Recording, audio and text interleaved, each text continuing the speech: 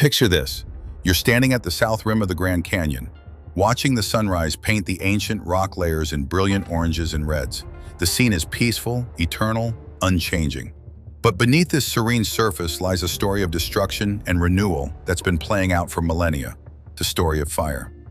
Welcome to Fire in the Canyon, where we'll explore how wildfires have shaped one of America's most iconic landscapes.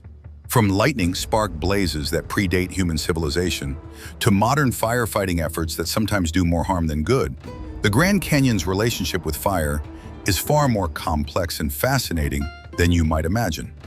The Grand Canyon isn't just a hole in the ground. It's a living ecosystem where fire has been both creator and destroyer, shaping the forests, grasslands, and even the tourist experience for thousands of years. Today, we'll journey through this fiery history, meet the people who fought these blazes, and discover why sometimes the best thing to do when facing a wildfire is absolutely nothing. Our story begins long before the first human ever gazed into the canyon's depths. For millions of years, lightning has been nature's fire starter, igniting blazes across the Colorado Plateau with clockwork regularity. These ancient fires weren't disasters. They were essential maintenance. Picture the landscape 500 years ago. The ponderosa pine forests that crowned the canyon's rims weren't the dense fire-prone thickets we sometimes see today. They were open, park-like woodlands where you could ride a horse between the trees without ducking a single branch. Native grasses carpeted the forest floor, and fires moved through like gentle housekeepers, clearing out dead wood and undergrowth every 5 to 10 years. The indigenous peoples who lived here, the ancestral Puebloans, the Havasupai, the Hopi, and others, understood fire's role intimately. They weren't just passive observers, they were active fire managers, using controlled burns to maintain hunting grounds, encourage the growth of useful plants, and create fire breaks around their settlements. Archaeological evidence shows burn patterns that could only have been created by human hands. These weren't accidents or desperate attempts to escape wildfires. They were sophisticated land management techniques developed over centuries. The indigenous peoples had learned what modern fire scientists are only now rediscovering. Fire isn't the enemy of the forest. Fire is the forest. But this ancient relationship was about to change dramatically with the arrival of European explorers and settlers. In 1869, John Wesley Powell made his famous journey down the Colorado River through the Grand Canyon. His expedition journals mention smoke columns rising from the rims, evidence of the natural fire cycle still at work. But within a few decades, everything would change. The early 1900s brought a new philosophy to American forest management, embodied by the newly created Forest Service. Their mission was simple: prevent and suppress all fires, no matter how small. This wasn't malicious. It was based on the reasonable assumption that fire was destructive and that protecting timber resources was essential for the growing nation. Enter the era of fire suppression at all costs. By the 1930s, the Civilian Conservation Corps was building fire towers around the Grand Canyon, creating an extensive network of lookouts that could spot smoke from miles away. Young men with shovels and axes would race to stamp out every lightning strike before it could spread. The most famous symbol of this era was Smokey Bear, introduced in 1944 with his stern warning, "Only you can prevent forest fires." What seemed like common sense was actually rewiring an entire ecosystem. Those gentle, frequent fires that had maintained the forest's health for millennia were being eliminated. The results were predictable in hindsight, but shocking at the time.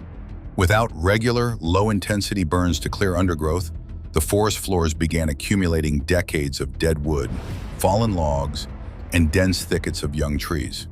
The stage was being set for fires far more destructive than anything the region had ever experienced. The Grand Canyon's forests were becoming powder kegs, waiting for the inevitable spark. August 15, 1996. Lightning strikes near the north rim of the Grand Canyon, igniting what would become known as the Outlet Fire. After decades of fire suppression, the forest was primed for disaster. Park Fire Management Officer Sarah Thompson was among the first responders. She later described the scene: "We'd been suppressing fires for so long that we'd forgotten what we were really dealing with." The forest floor was like a mattress of kindling, sometimes 3 feet deep. The outlet fire started small, as most wildfires do. But unlike the gentle surface fires of centuries past, This blaze had decades of accumulated fuel to feed on. Within hours, it had grown from a few burning trees to a roaring inferno that consumed everything in its path. The fire burned for 3 weeks, ultimately consuming 4,800 acres. But the real story wasn't the acreage, it was the intensity. Temperatures reached over 2,000 degrees Fahrenheit, hot enough to sterilize soil and kill tree roots buried 2 feet underground. This wasn't the renewal that fire had brought to the canyon for millennia. This was devastation. Firefighters threw everything they had at the outlet fire.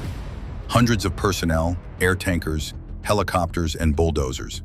The cost exceeded $2 million, more than the park's entire annual fire budget.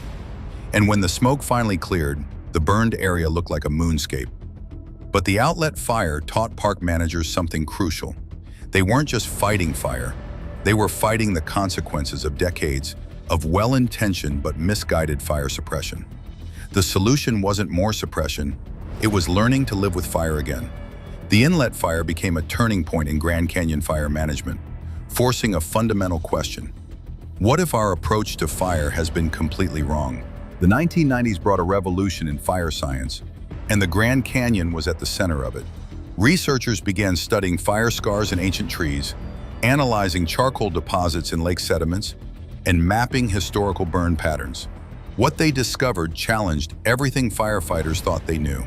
Dr. Tom Swetnam, a fire historian at the University of Arizona, spent years studying tree rings from Grand Canyon ponderosa pines.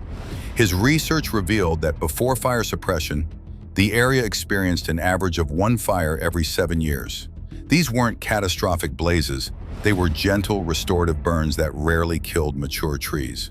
We realized we'd been treating fire like a disease, Swetnam explained, when it was actually more like vitamins.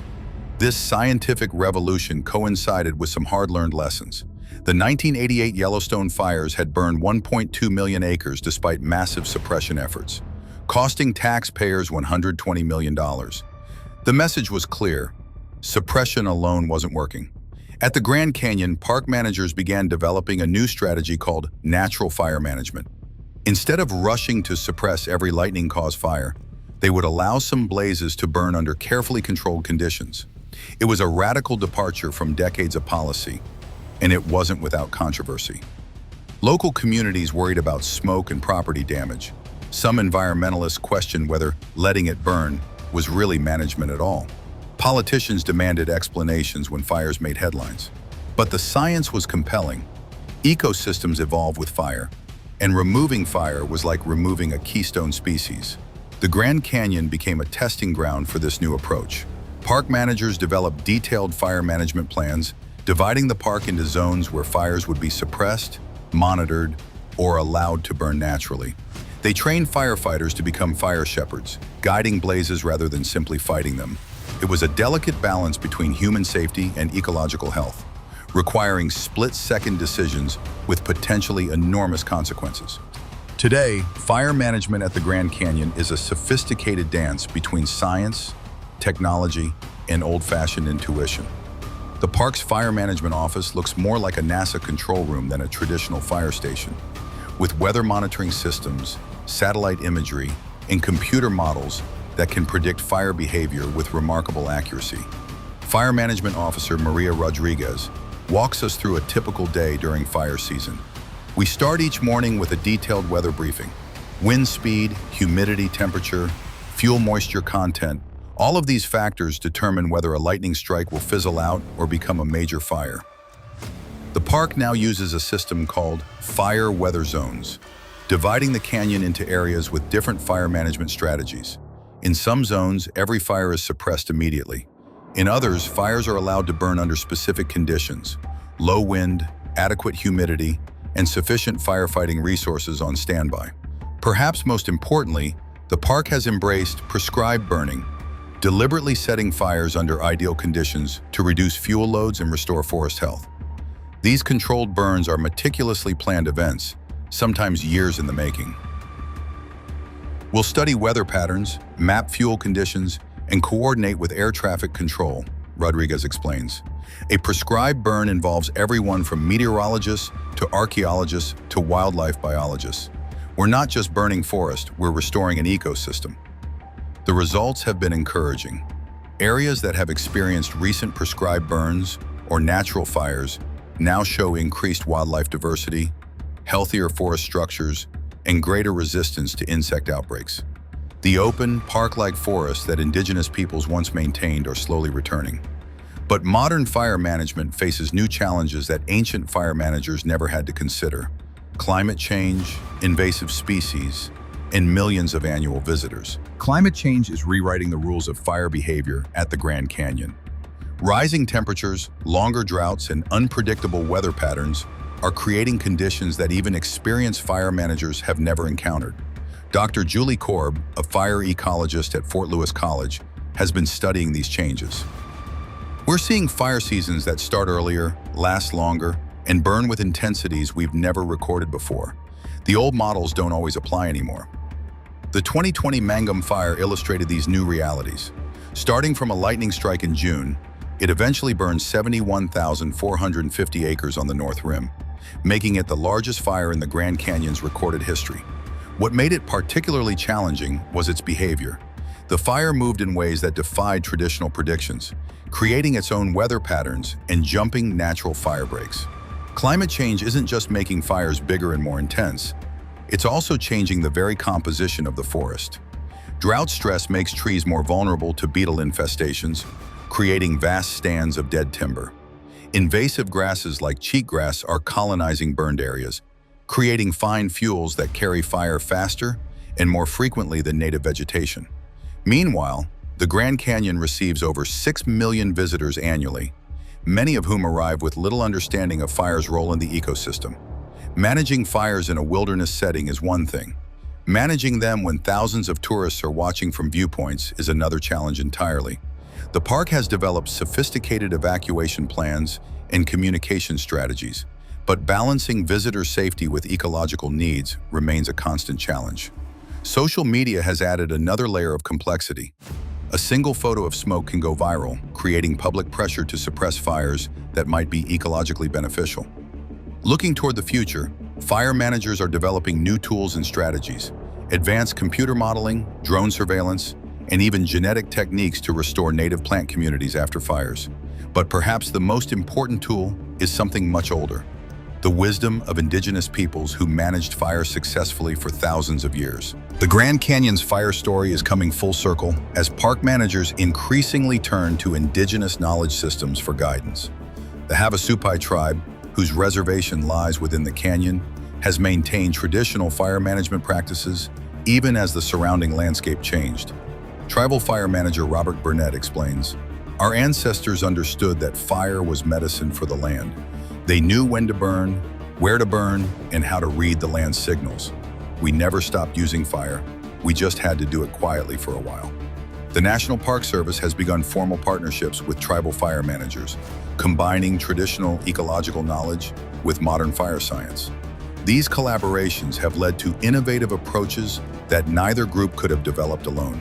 For example, the Havasupai have identified specific weather patterns and seasonal indicators that determine optimal burning conditions, knowledge that isn't found in any fire management textbook. They've also preserved understanding of how different plants respond to fire, which areas recover quickly, and which need longer rest periods between burns. Western science taught us to fight fire, says park fire ecologist Dr. Sarah Allen. Indigenous knowledge is teaching us to dance with it again. These partnerships represent more than just practical fire management. They're part of a broader recognition that effective conservation requires understanding landscapes as indigenous peoples understood them, as living systems where humans and nature are partners, not adversaries. The success of these collaborations is already visible on the landscape.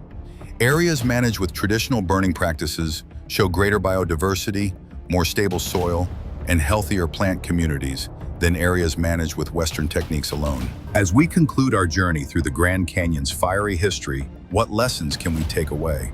Perhaps the most important is humility, the recognition that ecosystems are far more complex than we initially understood. The story of fire at the Grand Canyon mirrors broader themes in environmental management: the unintended consequences of well-intentioned policies, the value of traditional knowledge, and the need for adaptive management in a changing world. Today's fire managers at the Grand Canyon operate with a sophisticated understanding that would have been impossible just a few decades ago. They know that fire isn't just a destructive force to be suppressed or a natural process to be ignored. It's a tool that requires skill, knowledge, and respect to use effectively. The future of fire management at the Grand Canyon will likely involve even more integration of traditional and scientific knowledge, greater use of technology for monitoring and prediction, and continued adaptation to climate change. But the fundamental lesson remains constant. Fire is not the enemy of the forest. Fire is the forest. As you stand at the rim of the Grand Canyon, looking out over landscapes shaped by millions of years of fire, remember that what you're seeing isn't just rock and forest. It's a story of resilience, adaptation, and the eternal dance between destruction and renewal. The smoke rising from a distant ridge isn't necessarily a disaster. It might just be the canyon taking care of itself, the way it has for countless centuries before us and will for countless centuries to come. Fire in the canyon isn't just about flames and smoke. It's about learning to live with forces greater than ourselves, respecting the wisdom of those who came before us, and finding our place in the eternal cycle of destruction and renewal that defines the American West. The Grand Canyon's fire story is far from over. In fact, it's just beginning.